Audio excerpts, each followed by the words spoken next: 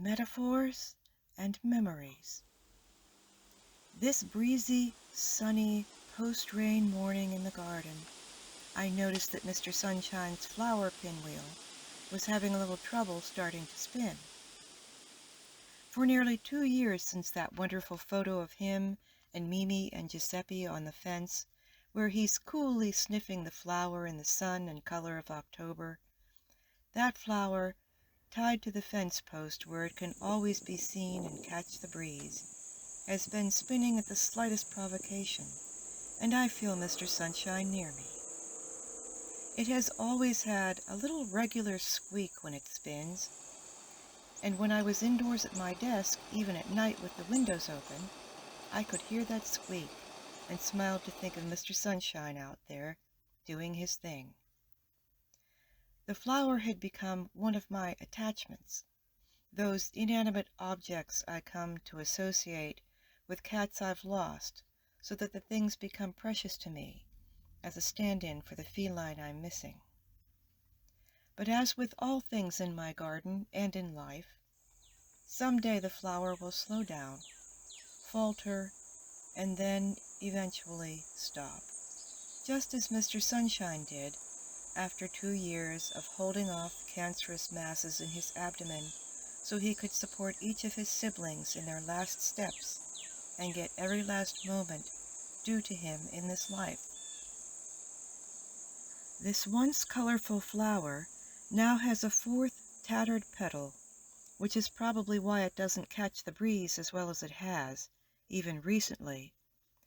In September 2024, about 6 months after he'd left us, one of the petals was ripped through and it wouldn't spin for missing that resistance to the breeze. I had a second flower that had gotten pretty tattered in its first summer and winter, so I put it into one of my planters where it could be colorful, even if it didn't spin. I pulled one of the petals from that flower to replace the damaged one on Mr. Sunshine's flower. For a few days after a windy, icy storm in January 2025, it was lost under ice and snow, only the plastic stake that held it left tied to the fence. I was bereft and a little panicked, but I saw a scrap of color when the snow began to melt a few days later and revived it, slipping it back on the stick and replacing yet another petal. By early spring, I found the flower in the brick path between the garden beds at an angle that told me it was blown off and landed face down. When I slipped it back on, I could see that the center of the flower that gripped the spike it spun on had worn out and no longer tightly gripped it. I slipped a bit of a broken plastic knife I used as a plant marker into the tip of the post that it spun on, and that has held it in place through storms and bird landings since then.